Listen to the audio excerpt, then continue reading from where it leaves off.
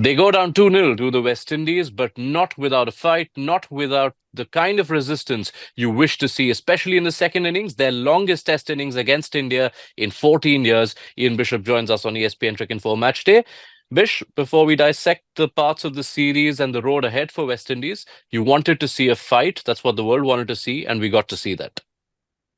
Yeah, thanks for having me once again. Yes, it was reassuring to some extent the way that the West Indies batted towards the end of their first innings with Anderson, Phillip, Carey Pierre, and those guys. So, yeah, just to see that effort and more so the discipline and the character pleased me, and I'm sure it pleased other fans as well, in spite of the fact that is a 2-0 margin to India. Yeah, it had been a while since West Indies, and it's not just about this series against India or the last series against Australia.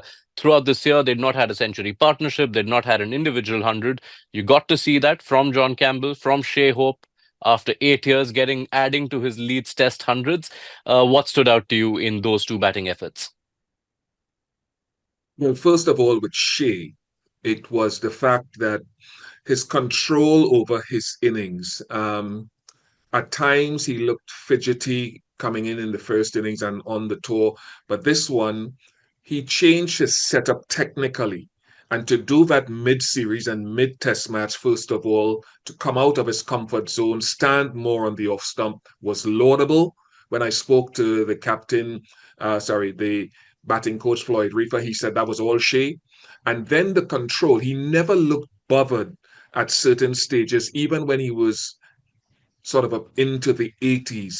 He never looked rushed, so he trusted his defense, trusted his stroke play, and showed great character. And for John Campbell, having spent 3 years out of the game, tough series against Australia, he also trusted his defense, spent time. One of the big things I had said coming into this test match was I want to see one guy or two guys bat upwards of 150 balls, and they showed the temperament and the skill.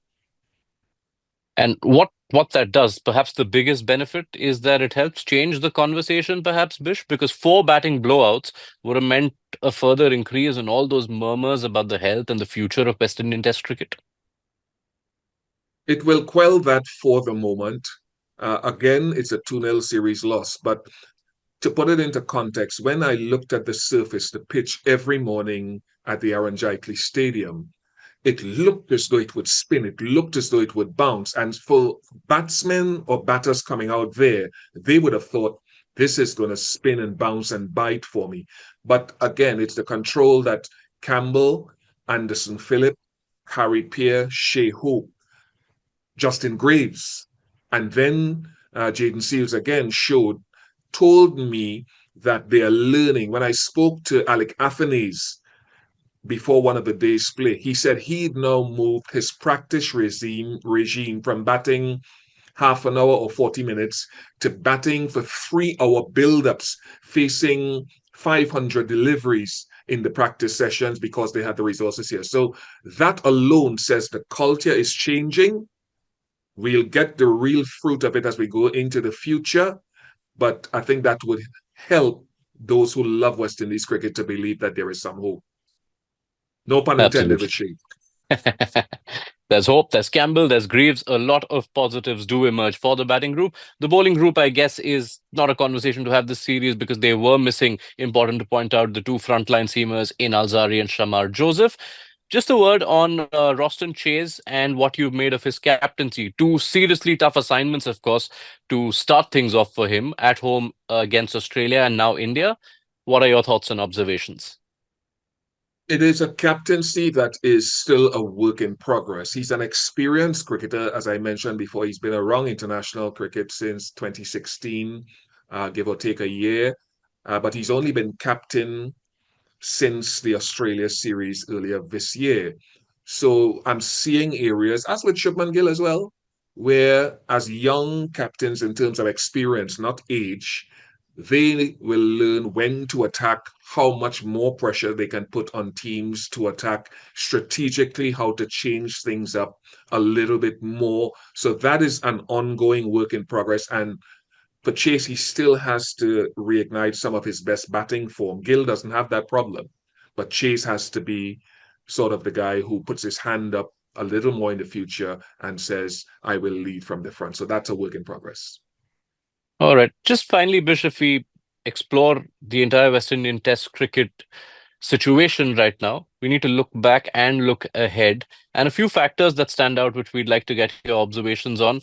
Firstly, is around first class cricket. How do you compare the standard of West Indian first class cricket as it is now compared to, say, your times?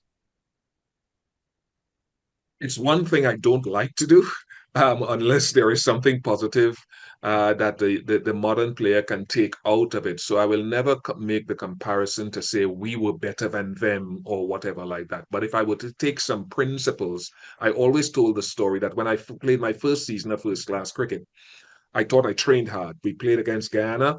I think Roger Harper and someone else scored 100 when I didn't expect it. And then Gordon Greenidge scored a double hundred in my second game. So bowling and getting wickets for me as someone just out of my teenage years was hard.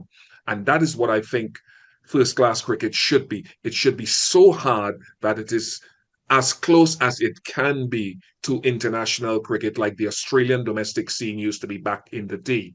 I don't think that the standard is as high now in the region. I think it needs to be more condensed. This is my view, right? It's okay giving exposure to a number of players, but you want to expose players to high level cricket. So it doesn't make sense to me having volume without that capacity to have quality. Quality does not, you can't replace quantity and in that and say there's no quality. So that's one thing I'd like to see them get right. I'd like to see the pitches get right. I think the pitches are still too slow and spinner friendly, but out of that, it still shows there is some talent in the Caribbean. There was also the factor, if we explore this further, that back in the day, in the heyday, a lot of West Indian players benefited from regular time in county cricket. That is an exposure that over the last decade or so is almost absent, with the exception of, say, a Kemar Roach.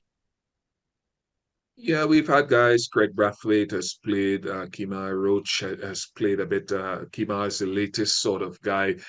Yes, a number of guys played county cricket back then, but we also had a number of guys who did not play county cricket that went on to excel at international level. And county cricket sometimes came by the way of the talent that was already there in the Caribbean in certain cases, not all.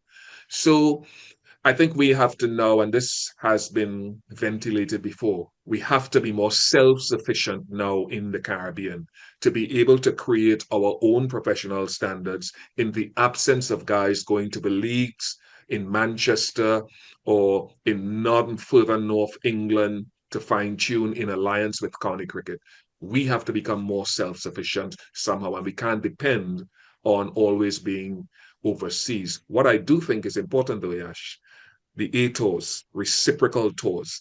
And I wonder if India and the BCCI could also lend us a hand by getting more guys in a quid pro quo situation where they can come across young players, come across, benefit from that wonderful, wonderful COE, I think is what you call it, Yeah, center of excellence. that's right. Beautiful in Bangalore, and have some use of that and have a reciprocal agreement.